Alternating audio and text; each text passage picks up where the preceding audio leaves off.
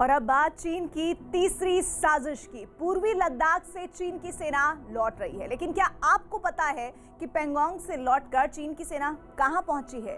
क्या आपको पता है कि चीन सेना का नया अड्डा LAC के कितने पास है?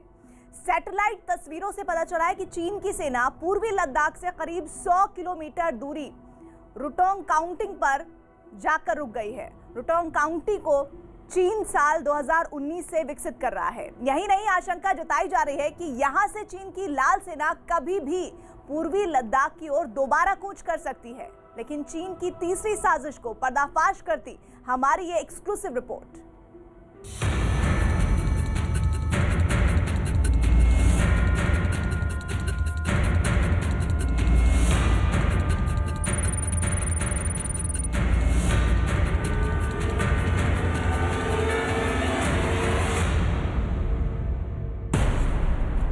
पैंगोंग से लौटी लाल सेना का नया अड्डा।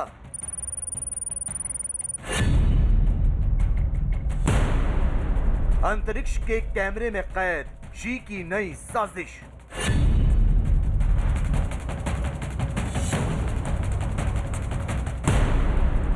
संवाद के बीच संग्राम की तैयारी करता चीन।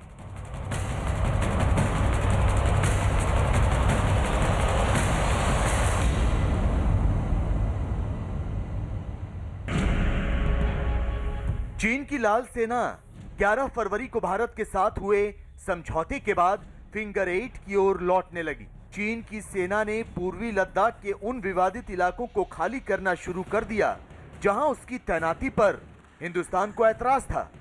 यही नहीं, भारतीय सेना और चीन सेना के बीच हुए 11वें दौर की बातचीत के बाद पूर्वी लद्दाख के साथ LAC के करीब दूसरे विवादित इलाकों में भी अमन बहाली की कोशिशें कामयाब होती नजर आ रही हैं। लेकिन ये उस फिल्म का ट्रेलर है जिसका क्लाइमेक्स बेहद खतरनाक हो सकता है। चीन का शांति राग बहुत जल्द युद्ध राग में तब्दील हो सकता है। हम ऐसा इसलिए कह रहे हैं क्योंकि पैंगोंग से चीन की सेना वापस लौट चुकी है, लेकिन वो अब एक ऐसी जगह पे इकट्ठा हो रही है जहां से वापस पूर्वी लद्दाख के लिए कूच करना बेहद आसान होगा। खतरे का सबब ये है कि चीन की सेना रुटोंग काउंटी नाम की जगह पे इकट्ठा हो रही है और ये जगह पूर्वी लद्दाख या फिर कहें फिंगर 3 से सिर्फ 100 किलोमीटर की दूरी पर है। तो क्या चीन समझौते की आड़ में साजिशों का मकर जाल बुन रहा है? क्या चीन संवाद के बीच भारत से संग्राम की तैयारी कर रहा है? क्या चीन पूर्वी लद्दाख की ओर दोबारा कूच कर सकता है? क्या एक बार फिर भारत और चीन की सेनाओं के बीच तलवारें खिंच सकती हैं? चीन की तीसरी साजिश को देखते हुए इन आशंकाओं को पूरी तरह खारिज भी नहीं किया जा सकता। तो एक ओपन इमेजरी सोर्स की ओर से जारी की गई ये सनसनीखेज तस्वीरें चीन की चालबाजियों को बेनकाब करने के लिए काफी है। गौर से देखिए ये पहली सैटेलाइट तस्वीर। ये सैटेलाइट तस्वीर चीन के उस रुटोंग काउंटी की है जहां पीपल्स लिबरेशन आर्मी पैंगोंग से लौटने के बाद इकट्ठा हुई है। इस सैटेलाइट तस्वीर में चीन सेना का नया अड्डा साफ नजर आ रहा है। यहां एक स्टोर रूम भी है जहां शायद हथियार और जरूरी सामान रखे जाते हैं। इसके अलावा ठंड से बचने के लिए गर्म रहने वाले केबिन भी बनाए गए हैं। तो 2 जगहों पर चीन सेना के टेंट भी दिखाई दे रहे हैं। यही नहीं, इस इलाके में खुदाई का काम भी चल रहा है, जिसका साफ मतलब यह है कि चीन रुटोंग काउंटी को पूर्वी लद्दाख के करीब अपने सैन्य अड्डे के तौर पर विकसित कर रहा है। तो आपको बता दें कि रुटोंग काउंटी स्थित इस सैन्य अड्डे को चीन की सेना फीडर पॉइंट के तौर पर तैयार कर रही है। यहां से चीन की सेना बहुत कम समय में पूर्वी लद्दाख की ओर कूच कर सकती है। इस सैन्य अड्डे पर साल 2019 से ही काम चल रहा था।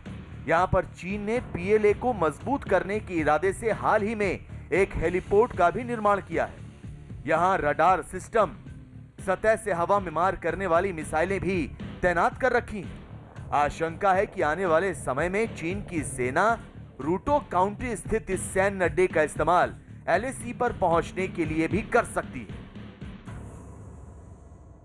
रूटांग में चाइना ने कई तरह का निर्माण शुरू कर दिया है और चाइना ने वास्तविकता में इसको एक फीडर पॉइंट की तरह बनाया है। इसका मुख्य उद्देश्य है कि ये बहुत तेज़ गति से फिंगर 4 तक पहुंचना चाहता है और इसको फर्म बेस की तरह इस्तेमाल करता है। आर्मी के जवान में यदि बात करें तो जब कोई अटैक करता है और अटैक विफल होता है तो जो पिछले वाले बेस पे जब आर्मी विड्रॉ करती है, टैक्टिकल विड्रॉ करती है, उसको फर्म बेस कहते हैं। फर्म बेस से फिर काउंटर अटैक लॉन्च किया जा सकता है। ये मिलिट्री कॉन्सेप्ट है। सैटेलाइट तस्वीरों से साफ हो जाता है कि चीन की सेना पैंगोंग से लौटकर अपने मेन लैंड की ओर नहीं गई, बल्कि एलएसी के करीब रूटो काउंटी में ही इकट्ठा हो गई। लिहाजा हमेशा से धोखाधड़ी करने वाले चीन की मंशा पर फिर से सवाल खड़े होने लगे हैं। तो ये सवाल और ज्यादा गंभीर इसलिए हो जाते हैं क्योंकि रूटो काउंटी से फिंगर 3 पर भारतीय पोस्ट धन सिंह थापा की दूरी महज 100 किलोमीटर है, जबकि भारत के चुशुल सेक्टर के दूसरी ओर स्थित चीन सेना की पोस्ट मोल्डो से सिर्फ 110 किलोमीटर की दूरी पर। यानी चीन की सेना पूर्वी लद्दाख से जितनी तेजी से लौटी है, उतनी ही तेजी से दोबारा कूच भी कर सकती है।